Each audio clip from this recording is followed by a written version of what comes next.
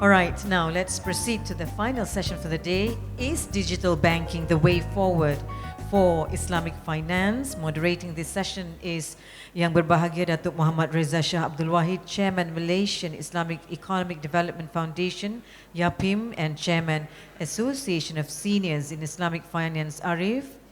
And we have 4 esteemed panelists. Madam Rafiza Ghazali, Director Digital Banking, CAF Investment Bank, Berhad. Honorable Professor Dr. Engku Rabiah Adawiyah Engku Ali, IIUM and SAC Member Bank Negara and Securities Commission Malaysia. Madam Juliana Abu Bakar, Country Head Malaysia Wahid.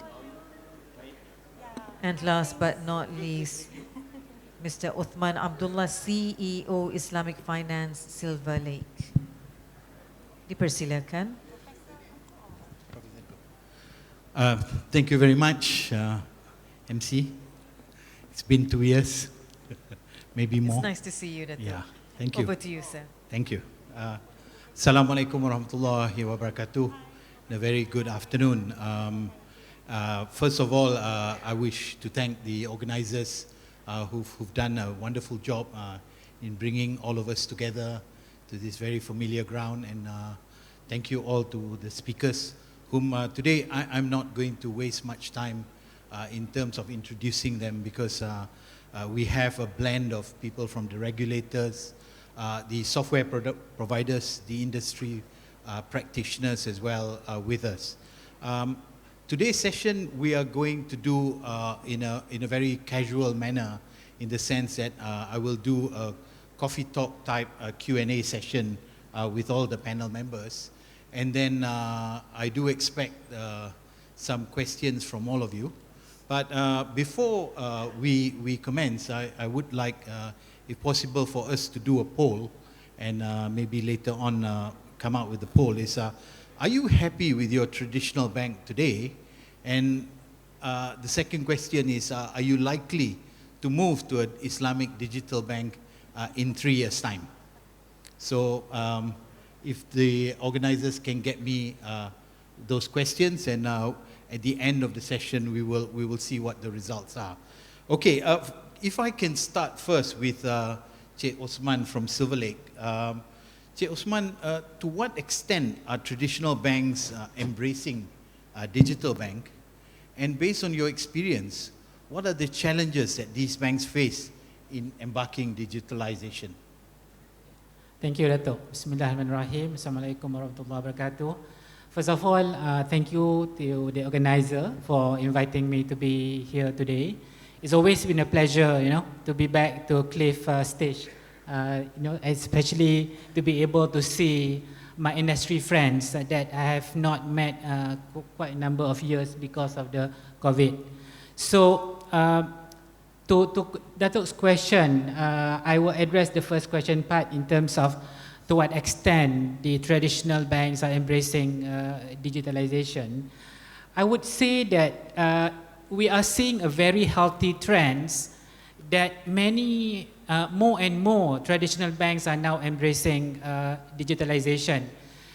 It is going into more than just the basic, like in the past, we know when people talk about digital services, is more just like being able to perform transactions digitally via internet channel or mobile channel. But now we are seeing more sophisticated digital services leveraging on like artificial intelligence, where you have a total digital onboarding with eKYC, electronic KYC. You have electronic AML, electronic fraud detection, behavioral biometric, right?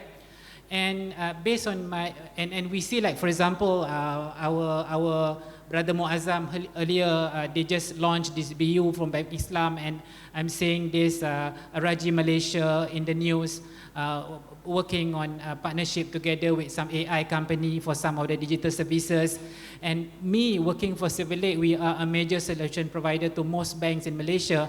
So we have got the privilege of getting more and more requests in helping these traditional banks to embark into a digitalization process.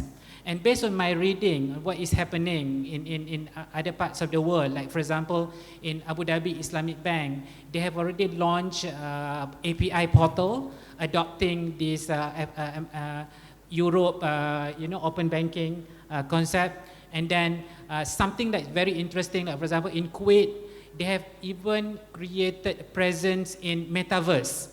Yeah, so if you have not heard about metaverse, you may want to Google it. It's very interesting, where you can actually have a digital virtual presence that in the past was only in the games, but nowadays even banking and finance are already going into metaverse. So these are the healthy trend that we are seeing. More and more traditional banks are already embarking into digitalization.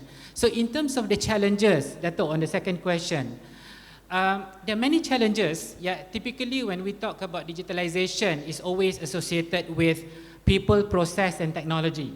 So in terms of the people, there are still a lack of talents that is very familiar with digitalization, that really understand how to come up with strategy that is aligned to business. We're talking about processes, outdated processes, because when you talk about digitalization, you cannot just digitalize your manual processes. You need to develop, you need to design your process also from digital perspective. And in terms of technology, I'm sure you have heard about people talking about legacy technology is limiting the capability. So, but most of what I think the most important at the end of the day is to justify the business case to embark into digitalization. Because at the end of the day, it's not just about technology, it's not just about sexy technology, but whether the digital transformation that you want to have is aligned to the business. At the end of the day, the conversation at the boardroom will be, how much cost are you saving? What additional revenue you're bringing, right? So until and unless you can come up with a justified business case to support or to defend your digital agenda, I think it's going to be very difficult to get buy-in from the shareholder. So you need to have a human talent that is able to develop digital strategy. At the end of the day, it must be aligned to the business, because again, most importantly is how do you then align the profitability of your institution with the digital agenda. So I guess I stop there first, Dato'. Yeah, thank you, Cik Osman. Today, as a consumer, if you had to apply for financing, for example, car financing, and are the technologies ready today at Silver Lake in terms of approving car financing, and how fast is that going to be? And have you sorted out all the KYC type issues in the digital banking space? Okay. Yes, Dato'. As you know, Silver Lake have been many years supporting the banks in Malaysia, right? So yes, we have worked with banks who are more advanced in terms of their digitalization to have this total digital onboarding. Of course, we work together with this AKYC service provider in order to support total digital onboarding. Yeah, so short answer to your question, yes, the technology is already in place. It's just a matter of whether our customer, our prospect would like to have that process in place, because at the end of the day, within that particular bank, within our customer, they have to make sure that they can convince their regulator, right? They can have all the necessary processes in place to make sure that they can actually provide a total digital services. From technology standpoint, everything is available nowadays, because quite a number of organizations are already offering that. Excellent, thank you. Before we finish with Cik Osman, one last question before we move on. Should Islamic digital banks differentiate themselves from traditional banks, and is that being done now? Okay, so you're going straight all the questions to me first before you speak to other panelists. I have plenty more questions. Okay, no problem. Yes, Dato'. To me, I would like to see Islamic digital bank to operate more like a digital marketplace. You know, like the old kopitiam concept where the owner of the kopitiam the only operate like selling drinks and probably some basic products, right? For example, maybe the pack nasi lemak, pack bihun. But other than that, this old kopitiam will be having all these specialized hawkers that will be selling, you know, rojak, will be selling char kway teow and all this. So the Islamic Digital Bank, because maybe Rafiza can challenge me on this, but Islamic Digital Bank are coming into the place, you know, with your limited capital, with your, you know, new in the market. So rather than spending so much money investing in all the infrastructure to be able to provide the service directly, might as well leverage on the partner ecosystem. So come up with a digital marketplace concept with banking as a service, with open API platform, right? So then all these fintech startup that having these specialized services can then be part of the ecosystem to be providing the service. So on that question, Dato', I would like to just take this opportunity to share about this iConnect Fintech in Islamic Finance. This is an initiative that I am one of the founding members. It is an initiative under Academy Science Malaysia to nurture innovation in Islamic Fintech. This program, Prof. Azmi is here. This program is being managed by INSIEF, and under this program, grants are provided for startup, Islamic fintech startup to come up with innovation, and we are in the process of aligning this Islamic iConnect Fintech Islamic Finance objective into the Malaysia Islamic Digital Bank. So we are hoping that this innovation that we managed to develop under this iConnect Fintech Islamic Finance here can be tested under this Islamic Digital Bank platform, and hopefully they can be adopted. Whatever the innovation, whatever product and services that they can offer. So therefore, the Islamic Digital Bank just operate as a platform, providing banking as a service, and at the same time leverage on this Islamic fintech innovation. Yep. Thank you, Cik Osman. We'll move to Professor Dr. Engku Rabia, who is in the SEC of Bank Negara and also the SC. Professor, we have noted 2 Islamic banking licenses have been given to for Islamic operations. What were the challenges that you saw as a regulator in these licenses coming out to be Islamic licenses? Bismillahirrahmanirrahim. Assalamualaikum warahmatullahi wabarakatuh. Thank you, Dr. Ridha, for the question. And also thank you to the audience who is still waiting and listening towards the end of this last session for the day. So back to the question, I would like to first give my caveat. I'm not speaking on behalf of the regulator. Yeah, we know that. I cannot speak on behalf of the regulator.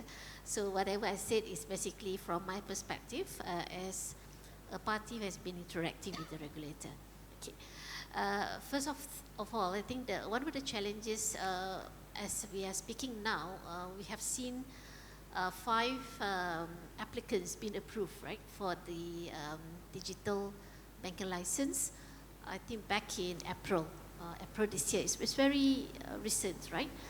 That license approval was supposed to be a month earlier. It was promised to be in March, but it took slightly longer.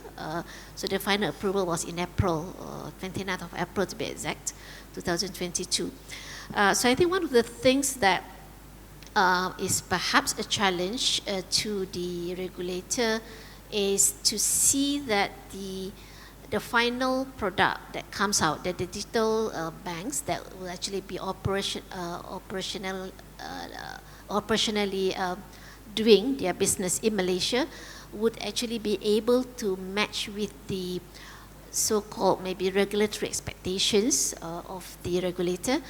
Because when we talk about the application for the digital banking license, initially I think the central bank came out with the licensing framework, I think back in December 2020, and in that licensing framework it sort of set out the expectations of the regulator, and based on the expectations the applicants actually put in their application. So if you look at the expectation, more or less I would say that there is a higher level of expectations actually to the digital banks compared to the conventional banks, because you are introducing something new, so that new player is expected to give a value addition that cannot be conventionally provided by the brick and mortar banks. So because of that, there's a higher expectation, perhaps a higher threshold expected, or slightly different role perhaps expected from the digital Islamic banks or digital banks for that matter. So among others, obviously they are supposed to also perform the traditional roles of banks in terms of funding the economy and whatnot. But in addition to that, they are supposed to be able to have innovative business models and also to add dynamism and expand the accessibility to the underserved and also the unserved segments of the market. So these additional characteristics and expectation is perhaps less in demand from the conventional banks. So the challenge is whether the new approved digital banks are able to meet these expectations, given that if you look at those being approved, they are actually coming from diverse backgrounds in terms of, I think some of them maybe have experience of being like in the telecommunication and then fintech together with the financial technology. But the ones for Islamic Digital Bank, we see Aeon, right, which is known for its consumer-based retail kind of business, and it's considered as a non-bank financial institution. And they are having a consortium together with Money Lion, which is a fintech. Of course, it's a fintech-based company based in the US.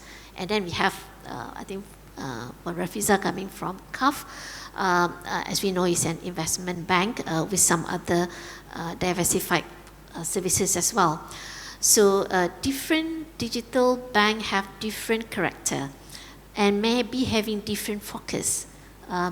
So because of that, I think it's a challenge. At the same time, it's, from the regulator's perspective, it's a challenge because you are going to regulate a diverse players with diverse backgrounds, diverse focus, but it's also an opportunity because we're looking at innovation, you're looking at dynamism, so they may be having different focus. And one of the trusts I think in the morning we have heard the Ghaffur talking about the financial sector blueprint. So I think in the financial sector blueprint there are 5 strategic trusts. So one of the strategic trusts is about digitalization.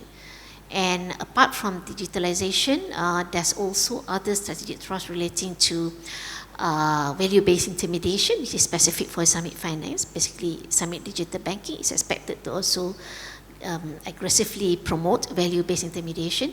And there's also this about being able to provide more opportunity and accessibility to the underserved market. So financial inclusion. And also green, and also at the same time to fund the economic transformation of Malaysia towards a better economy. So it's a tall order. So I actually pray that our Islamic Digital Bank are capable of proving themselves that they are meeting the expectations. So that's for the first part. I hope I've answered your question. Thank you, Prof.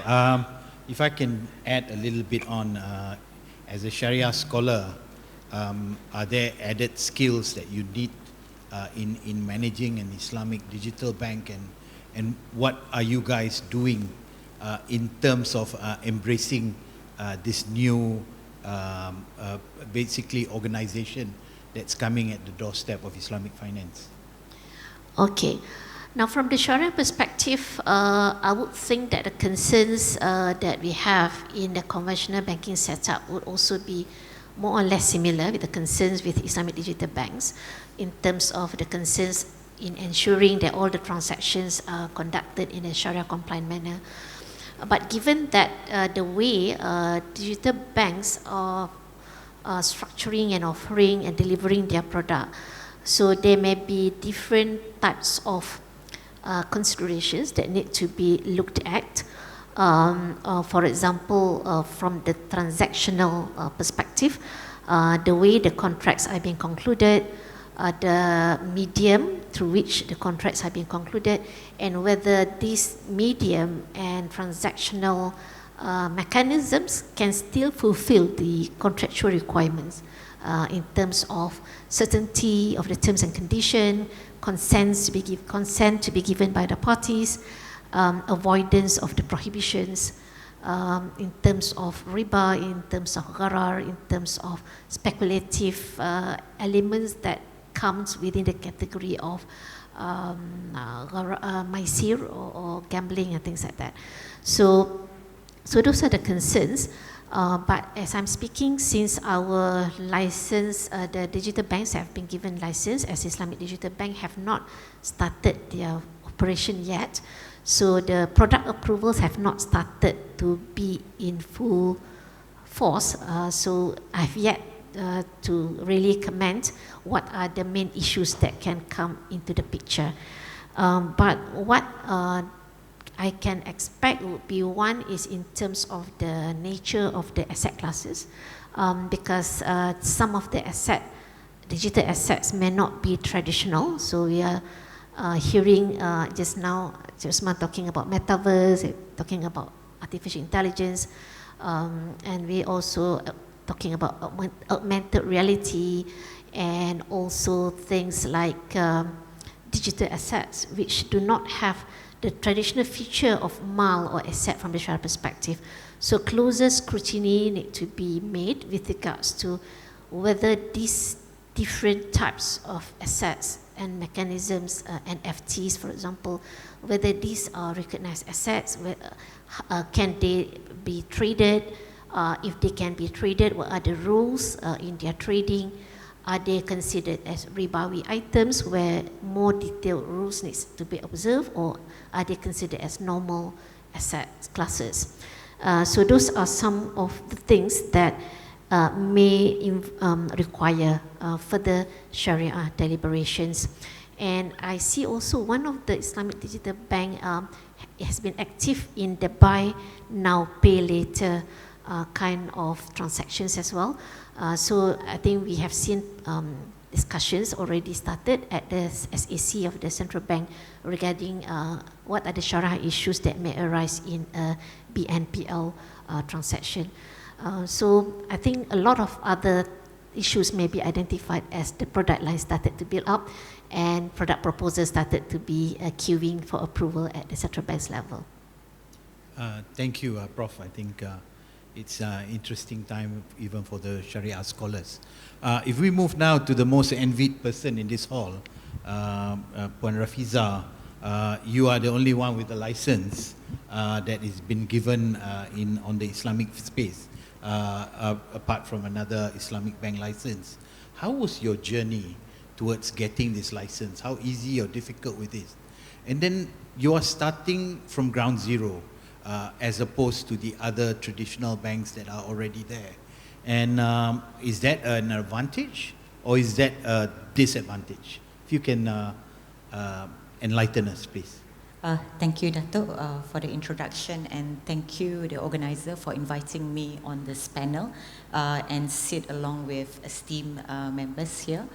So just to share a little bit about the journey, although I was not in CAF Investment Bank at that time, but the team, the concept of digital banking has been mooted way long before the regulatory framework was issued. In fact, they thought about it, between the consortium members even way back in 2018.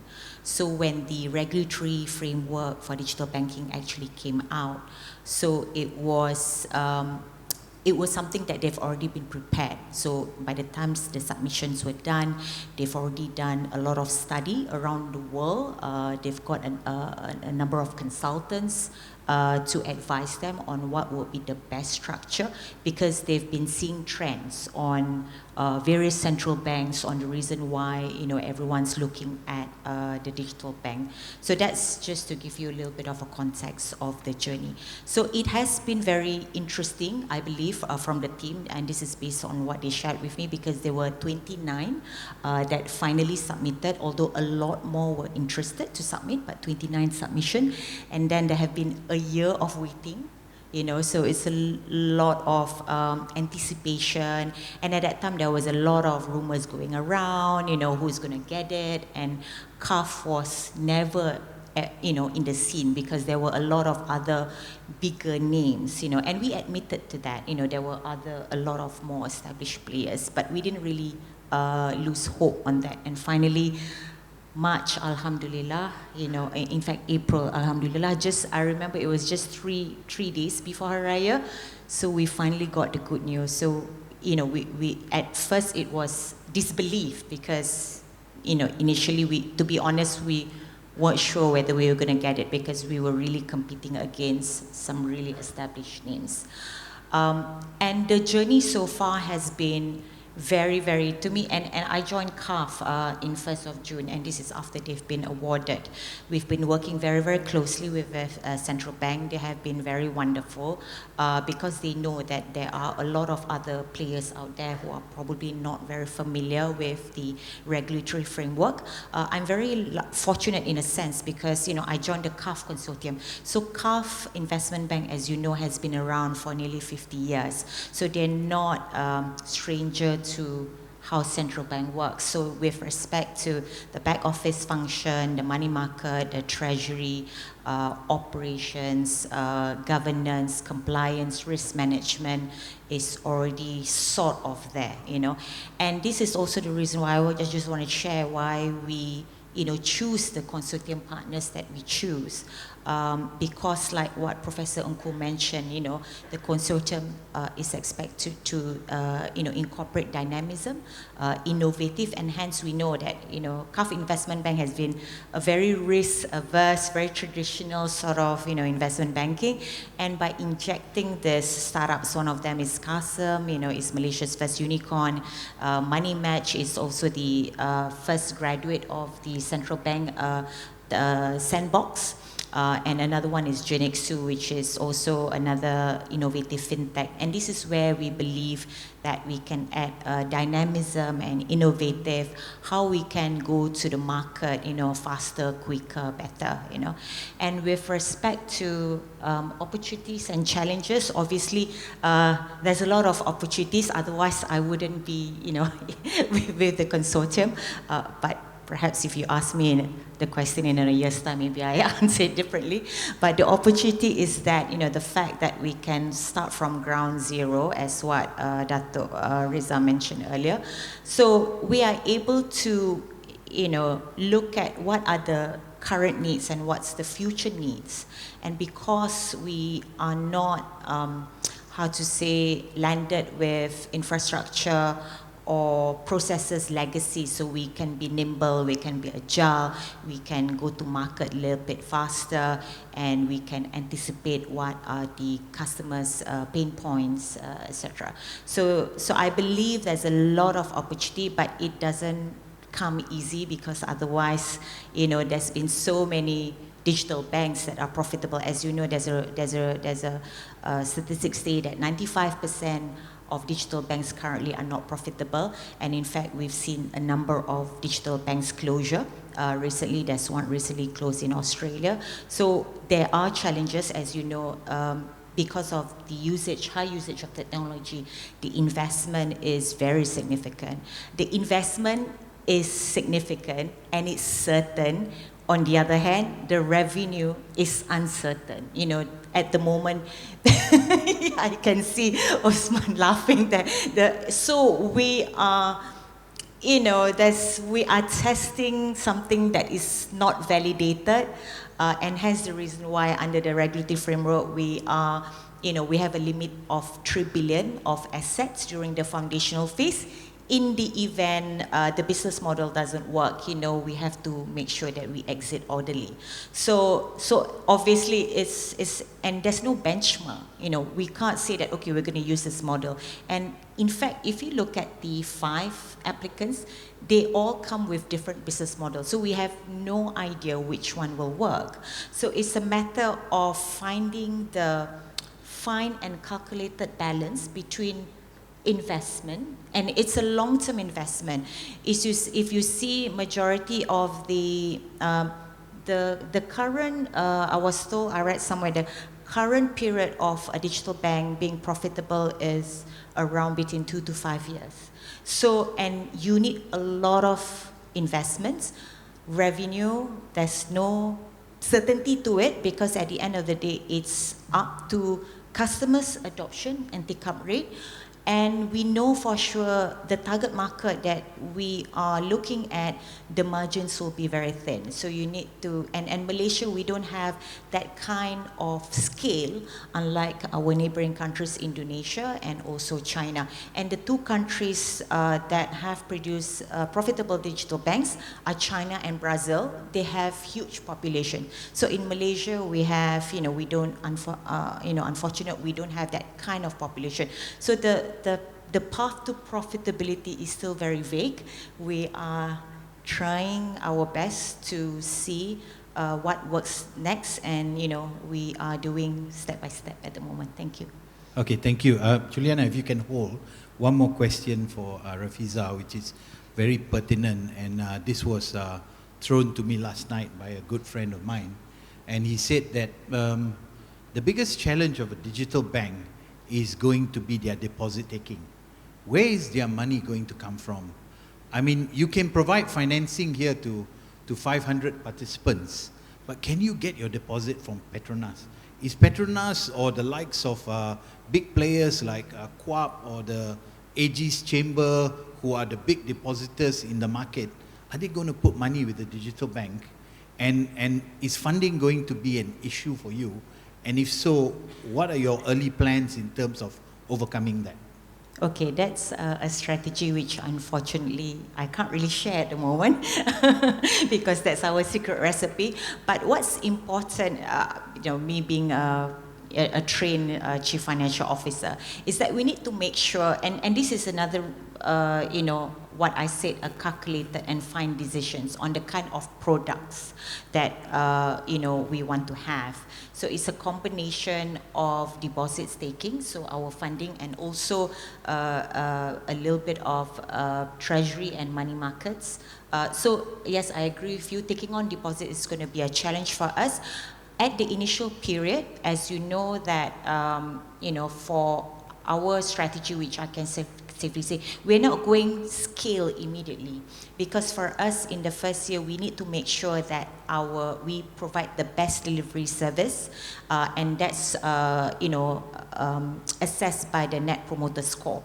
So if we can give the best delivery service, and perhaps in the first couple of years, in the first year or so, we finance our operations through transaction revenue rather than deposits revenue, then perhaps over the time, then we can, and especially once we can gain trust, because trust is very important in banking. People don't want to put deposits to you if they're not sure whether you're going to be around for a long time. So I think once we can get that from the market, then perhaps we could go for more diverse deposits taking. Yeah. Okay, thank you. If we can now turn to Juliana.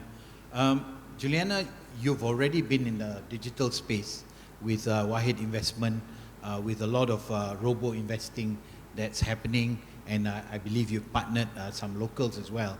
What has been your digital journey, and how do you see it expanding within the Wahid portfolio? Okay, Assalamualaikum warahmatullahi wabarakatuh, everyone. Thank you, Datuk Reza, and thank you for the organizers for giving me the opportunity to share the stage with distinguished speakers today.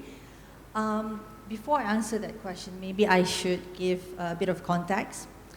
So, Islamic finance humble beginnings started in the late 1970s, and since then it has been part of the mainstream global financial market.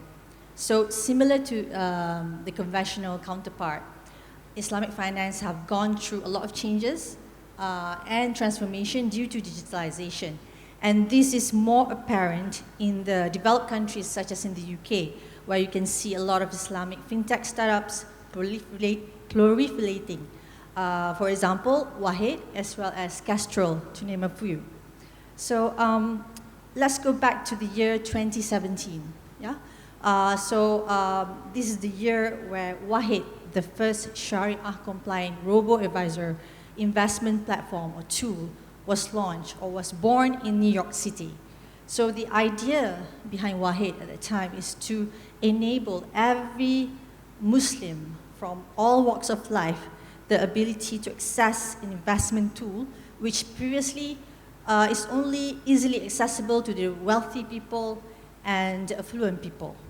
With Wahid, Muslim community can now have the option to invest and grow their wealth without compromising their faith.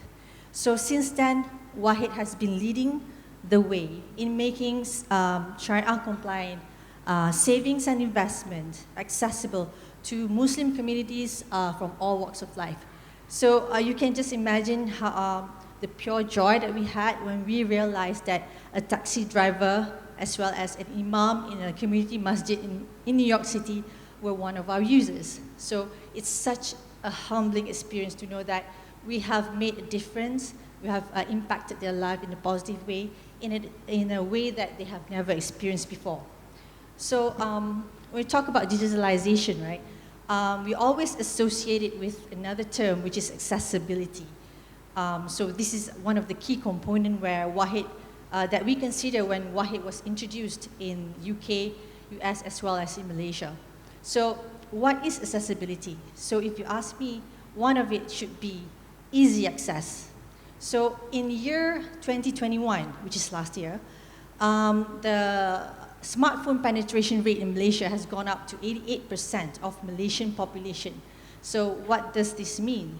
This means that if a digital product exists in the form of a mobile app, for example, in mobile devices of Malaysian, that means literally 88% of Malaysian population would have easy access to the product. So this is accessibility. Another important point is low entry barrier. So when we talk about low entry barrier, it means that the product needs to be low cost and having low fee in order for everyone from every walks of life, from every socio-economic background to be able to afford to use the product. So we're happy to say that for Wahid, we have both, in the sense that for an individual to start investing with Wahid, it only takes a minimum amount of 100 ringgit to start investment, and we have a fairly low fee in that sense that our annual fee is only ranges from 0.39% up to 0.79%. So, so with these two attributes, we envision that it can help to further scale up Wahid in Malaysia, particularly in terms of getting more number of users. The other challenges that we face, especially in the early stage when we launched in Malaysia in 2019, late 2019, was the idea of having the trust for the brand from Malaysian people, portraying our credibility, as well as more recently, I think this is not just within just Malaysia, it's global. It's more of challenge of volatile market condition. So if you talk in terms of trust, so if you observe recently, even in Malaysia recently, there are a number of reported cases of scam activities in Malaysia. So for Wahid, we are also affected in this, in the sense that there have been unscrupulous individuals and entities who have been using our name to carry out their scam activities. So as a result of that, the team in Wahid, we have been continuously monitoring the market, and for example, if there's any client complaint on it, we have been working with the Securities Commission to help communicate and caution the public about these scam activities. So this can also help to clear our name in that sense.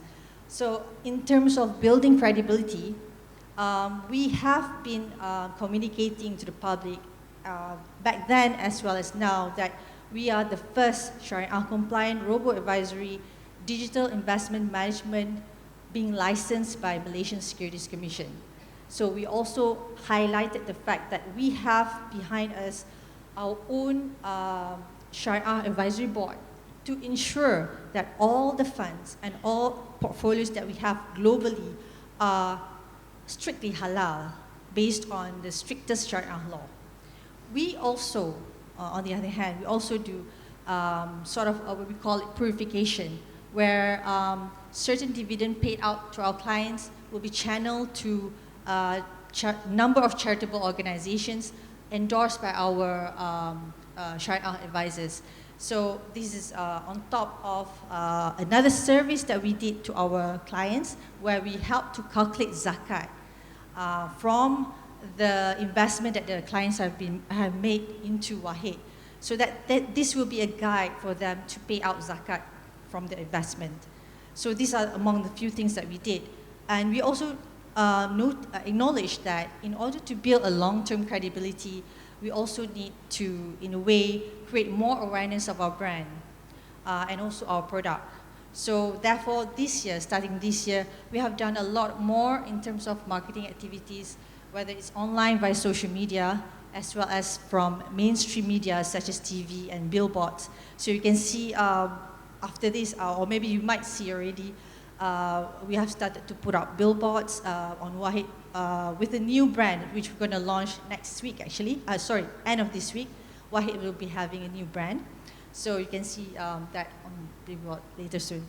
Yeah, so we also notice and we also acknowledge that in order to build the trust and credibility, we need to continuously engage with our clients and potential clients.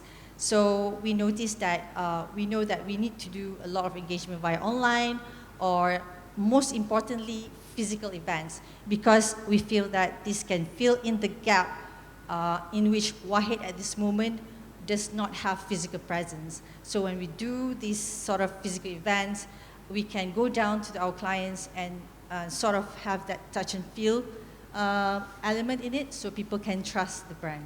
So that's about it, yeah. Thank you, Juliana. I think I've tried the Wahid app. It's very easy to use, and it is very useful also in terms of having as little as 100 ringgit for your investment. Now I'll just, in the interest of time, we're at 5 o'clock. If everyone can allow me to extend another 15 minutes or so. I've got quite a few interesting questions, but before I ask the questions, there's already 27 respondents. If we could have more respondents to the poll survey, and we can share with you later on, and it will be more reflective of the people who are coming in. So help me with the survey questions as well. I want to ask this question basically from Nur Razina Muhammad Zain. Based on recent development on digital banking, do we have enough cybersecurity and personal data protection for the IBF industry? Maybe Cik Osman, you can answer that. Do you want me to repeat? Yes, please repeat. Yeah. Based on the recent development on digital banking, do we have enough cybersecurity and personal protection in terms of the cyberspace? Okay, I think I have to share my perspective as a very realistic answer to that question, right? What is enough, right? If you have to answer the question, what is enough? There are, cybersecurity measure in place that is currently being implemented. There are, regulation for personal data protection in place and all that. But whether it is enough or not, I think I would ask back the same question. I'm not quite sure whether it's enough, because, we live in the world that technology evolves very fast. These cyber criminals don't sleep, they don't take rest. Every single second they're actually trying to attack, So at the same time, as far as the technology provider is concerned, they have to continue research, come up with, it's like people are keeping attacking you. You need to keep defending yourself, right? So I don't think the answer to the question will be there is enough, because it's very fluid and dynamic. So we need to make sure that people don't sleep. Organizations that provide the services must make sure that you protect your customers, always have measures in place in terms of technology, in terms of process and all that. But as far as the technology people is concerned, they have to continue to research to be able to defend when this attacker, come and continue attacking. So that is actually my answer to that question. Okay, thank you. I think you're right. It's very difficult. There's a lot of cyber attacks going on, and it's ever evolving. But so far, there's no major disasters in terms of what we're looking at. Before I move to Rafiza, if I can ask this question to Prof. Nku, digital assets, NFTs are coming. Do you foresee any Sharia issues in this implementation? Okay, so this is a new asset class. So basically, it would require, I would say that there would be a Sharia evaluation of what is represented by the NFT. So if what is represented by the NFT is something which is not against any of the Sharia principles, then I would like to believe that NFT would be something that is permissible, unless if the NFT itself is representing something which from the Sharia perspective is not acceptable, because it's about representation of arts and things. Okay, so there can be some elements which may trigger Sharia compliance depending on the actual assets represented by the NFT. But having said so, we have not had an official ruling yet, as far as I know, from the SAC of the Central Bank on this asset class. So we'll have to wait for that official ruling. Okay, all right, thank you. Rafiza, everybody wants to know about your business plan. Is there a plan to adapt digital assets, tokenization, NFTs, metaverse in the digital bank business model? Okay, when we were given the license, as what Professor Nku mentioned, that there is a really specific problem to solve. We are to address the underbanked and the underserved, which is 1 out of 2 adult population, 22 million adult population in the market. They are yearning, they are crying for the basic financial services that you and I in this room take for granted. So my priority is to meet their needs rather than trying to come up with new innovative asset classes, things which, the makcik nasi lemak doesn't require, or the, someone who's in the restaurant business, they want money, liquidity, to finance their inventory. So unfortunately, I am sorry to disappoint some of you who are probably expecting sexy products. The first thing that we need to do is to address this market, because if we don't address this market, there's going to be social issues. As you know, we have a very high household debt to GDP. It's close to 90%. And 30% of the small SMEs, the micro SMEs, are currently undergoing through repayment assistance. They need the basic financing for their day-to-day life. So our priority, as what Bank Negara expects us to do, is to come up with new basic financial products that they need in a very competitive and affordable manner, quick to respond. That's what digital banking is about. Digital banking is about lowering costs, because we don't have the cost of maintaining branches, and plus quick to deliver, quick to disbursement, so they can help them to live their day-to-day lives. Thanks. Yeah, thank you.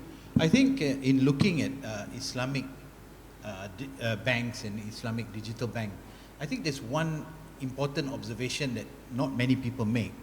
It's going to reduce corruption, because if you now go and a consumer asks for some loan or financing, sometimes they go to a bank officer and these things happen, and the financing process may involve certain things. Even to the car dealer, there's money to be paid to get your car faster, and so on. But if we go towards a fully digital system, we may not see corruption come in to the system. Do you agree with that? Okay, I give you an example. There is this digital bank in China. It's called WeBank. They serve 20 million individual customers, 1.8 million, I think, SMEs customers. They do it with very, very little human intervention. Okay, they only have 2,000 employees to serve that huge market. Okay, and apparently I read a book recently on this bank, right?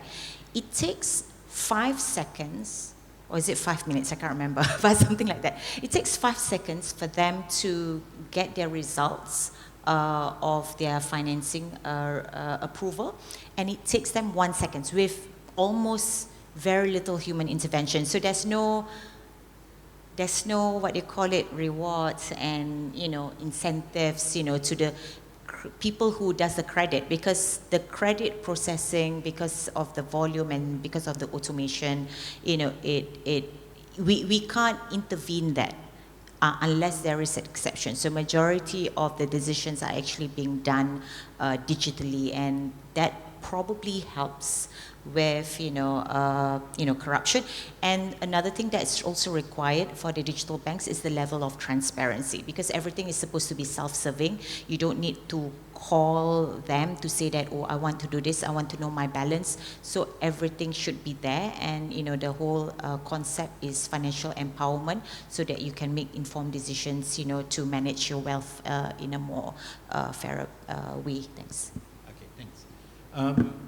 Maybe Juliana, you can respond to this on some issues pertaining to the SEC. Okay. It's been asked. Thank you, Dr. Reza. Okay. Yes, as most of you know, in February 2022, SEC has issued sort of fine to the entity to Wahid's entity in the US for misleading clients. So this happened, actually the case was actually back in 2018, not even recently actually. It was just like almost 1 year into the operation of Wahid in the US.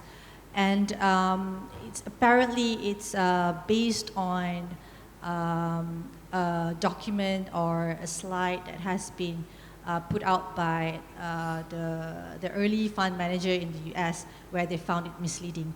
It's due to that, we have already addressed the SEC back in the States, where moving forward, since the fine or the statement by SEC, what Wahid in the US did was they have already appointed a consultant to help to address all the items being addressed by the SEC.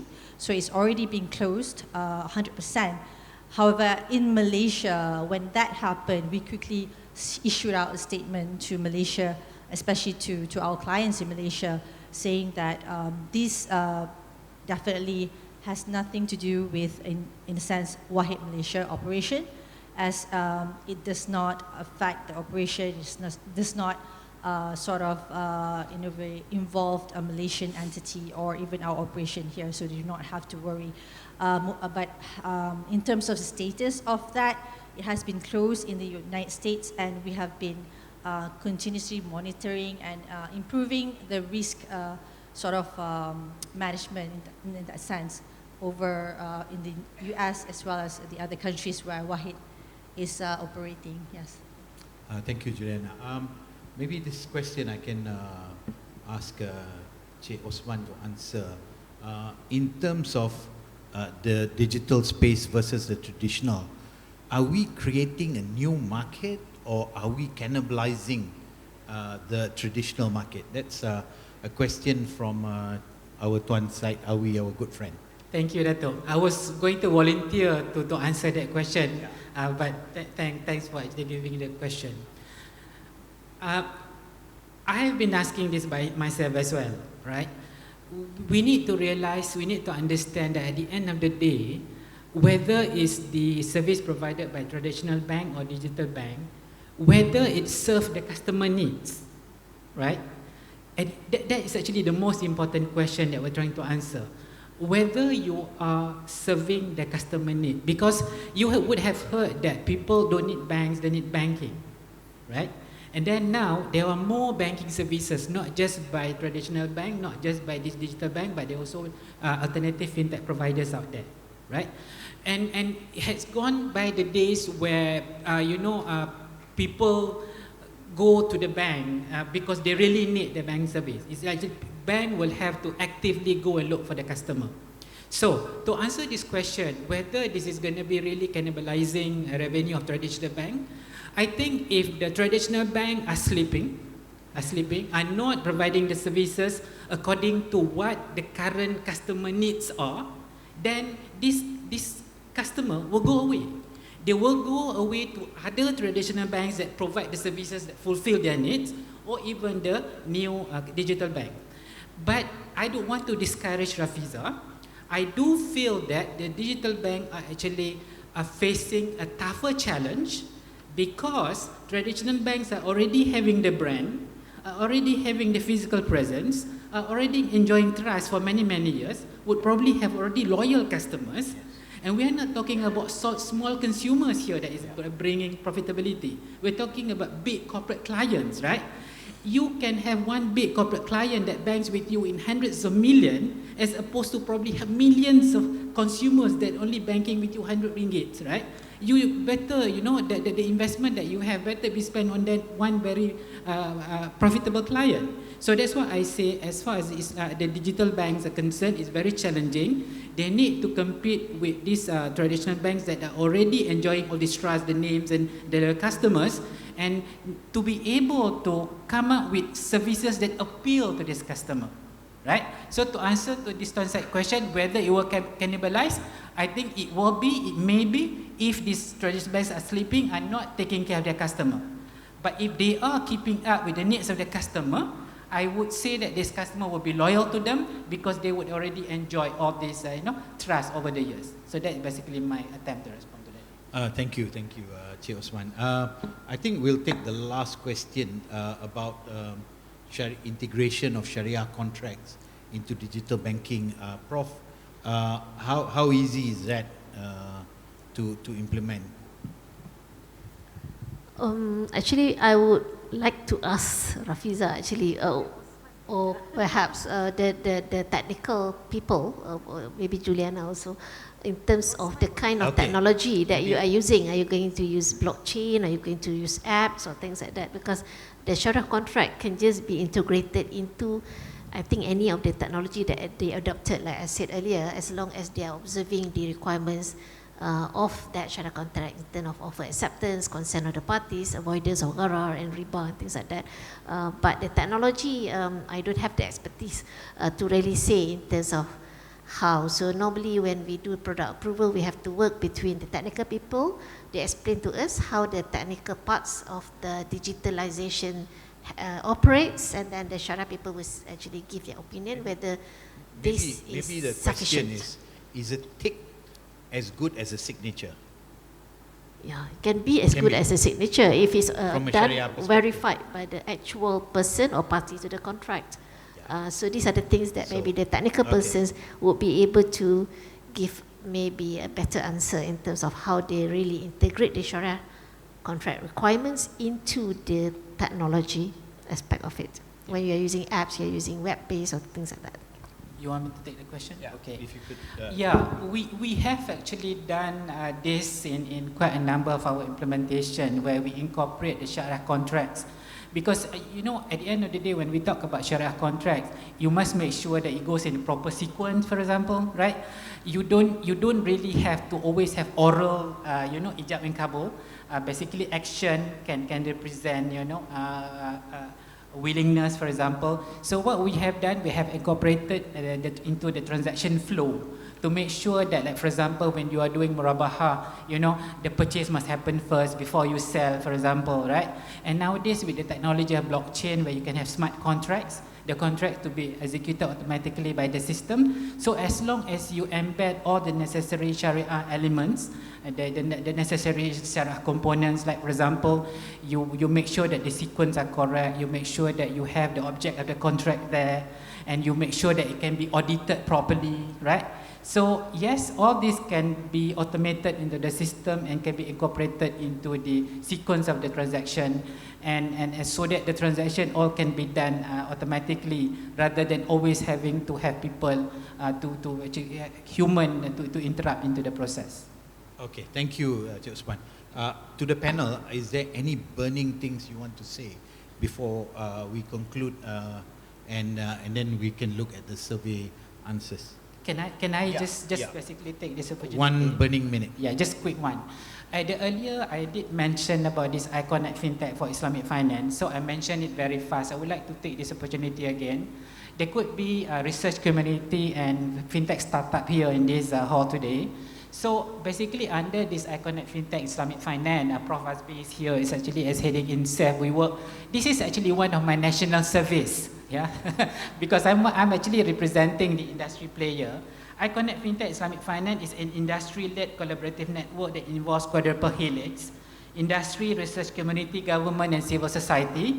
I'm representing industry. So the aim is to create and nurture a conducive innovation ecosystem in Malaysia towards increasing disruptive innovation in FinTech in Islamic finance. So grants are provided. We are looking for people who are able to innovate. And as I mentioned earlier, why I'm talking in this session, because we are aligning the objective of this Iconet FinTech Islamic Finance with Islamic Digital Bank agenda. So if you are a research community, if you are a FinTech startup companies that are looking for grant opportunity, do look up for this Islamic FinTech Islamic Finance. Google it, and in SEF you can find. If you fulfill the criteria, you can apply. We are in the process of reaching out to the traditional banks and digital bank to become the partner in the ecosystem, so that the innovation can then be applied in this real life environment. Yeah. So that is basically the last thing I would like to highlight. Okay. Thank you. Juliana, you want to say a few words? Maybe just one comment from Wahid's side. Actually, from our side, we envisage that digital banking would be can catalyze the growth of a one-stop platform where anyone can enjoy various type of Sharia-compliant financial solutions. And I think over in the UK, for example, for Wahid, this has already started to happen, because with our recent acquisition of a Sharia-compliant digital bank called NIA, as well as Medan Capital, which is an equity crowdfunding platform. So this has already started to happen. So I think that digital bank is actually the right platform for all fintech to actually collaborate and to make it like a platform where we can serve the Muslim community in giving out Sharia compliant products everywhere accessible. Yep. Thank you. Prof? I think my last word is basically I would regard a digital bank as a conduit, but at the end of the day, the most important thing is to try as far as possible to achieve the maqasid al-sharia. So with regards to wealth, we are looking at clarity, we are looking at stability, justice, protection of wealth, as well as accessibility. So these are the 5 objectives of Sharia in relation to wealth in accordance to Ibn Ashur. So I hope the digital banking can further facilitate the attainment of these 5 aspects of the objective of Sharia in relation to wealth, so that in the long run we will have the better attainment of the rest of the maqasid in terms of preservation of life, intellect and whatnot. Thank you. Rafiza, if you can summarize, maybe mention something about SME banking and how digital space is going to help in terms of SME banking on your business plans. Okay. Again, like I said, I can't really share a lot about what CAF wants to do, but maybe I can share with the expectation of central bank when they issue the framework and the license, is that, as you know, the small SMEs and the micro SMEs, one of the challenges is that they don't have a lot of data. They are what we refer them as thin file customers. They don't have a lot of data, so it's very difficult for the existing process to actually assess their credit worthiness. So with respect to digital banks, I'm not just saying, just for CAF, but what we look, how the other digital banks have done it, is that they have used non-credit bureau data. So they collect a lot of structured and unstructured data to make an assessment, not so much about their track record, what we call it propensity to pay. So, and probability of default. So they look at information and data such as if you pay your bills on time, what other things, probably even your lifestyle, what you look at the website and stuff like that. So it's a lot of data that we need to collect so that we can have what they call it, a fairer assessment on the propensity for the customer to pay. So I think this is where we're looking at. And the good thing that I like about it is, as you know, the government recently, well, not recently, I think about 2 years ago, launched the digital blueprint, the Malaysia digital blueprint. And there's a lot of other incentives and a lot of encouragement for a lot of the small SMEs. A lot of work has been done by MDEC to help the small SMEs to digitalize, to go digital. And with them going to digital and perhaps give them a lot of guidance, then we really hope that we can make a better assessment of them. And so this is where a lot of digital bank is aiming to address. With respect to my last thoughts, I thought perhaps I hope I will be invited for next year's Kliff so that I can share a little bit more about CAF Digital Bank. Unfortunately, we are in month 3 after getting the license, so it's very, very basic work. But hopefully, inshallah, next year, if I'm invited, then perhaps I can share a little bit more. Thank you. Okay, thank you. Thank you, all the panel. First of all, I would like to congratulate all of you because post-MCO and pre-MCO, there's a big difference. Half of you wouldn't be here pre-MCO at this time, but most of you are here because it's post-MCO and you really miss us, Anyway, let's look at the survey results, and that will probably answer Osman's question with regards to whether digital banks are taking away market share from traditional banks. Can we have the survey results? If you don't, I'll just read it from my phone. The poll results is as follows. I don't have it here. Can the MC read out the poll results?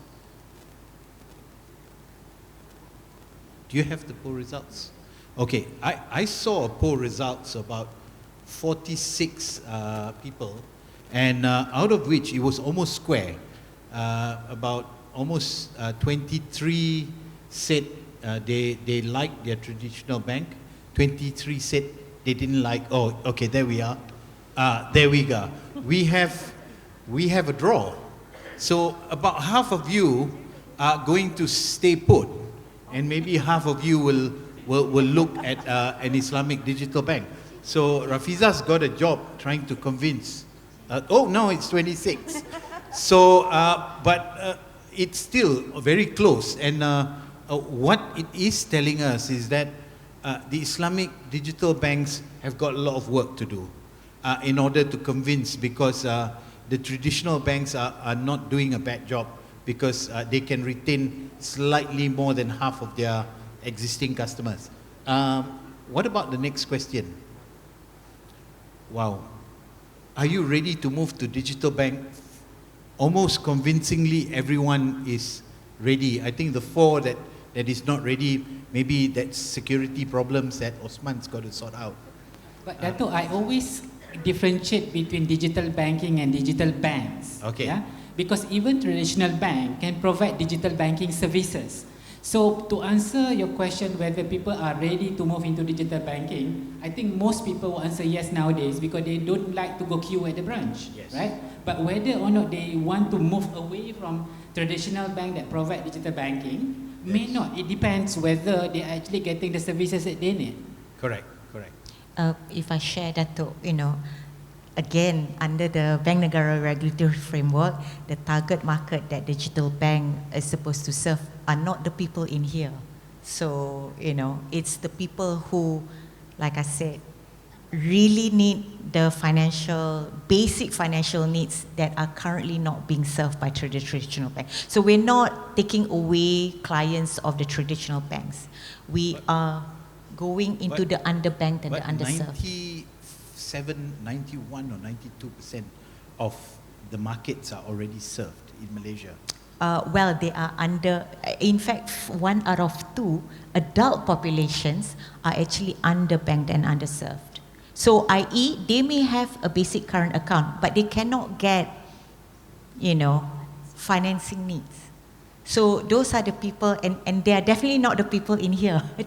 They are people in the rural areas, they are gig workers, they are people who doesn't have salary slips, which the current traditional banks are not willing to entertain. So, All right.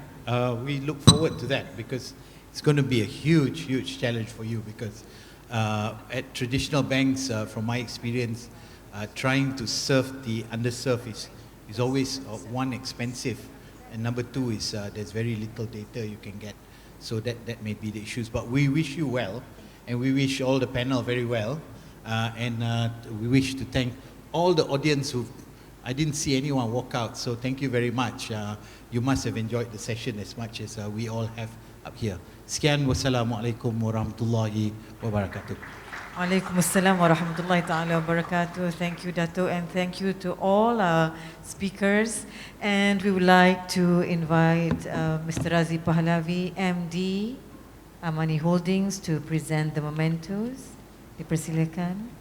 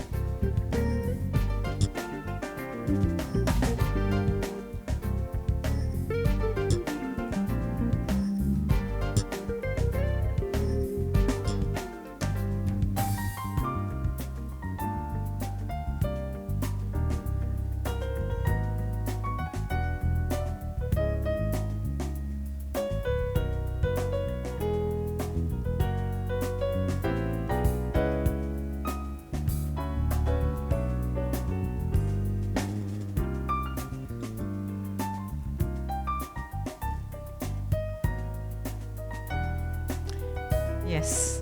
One pose for the photographer.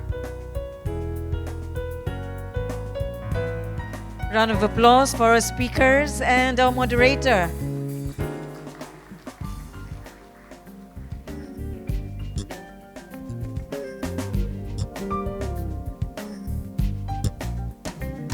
Thank you, ladies and gentlemen.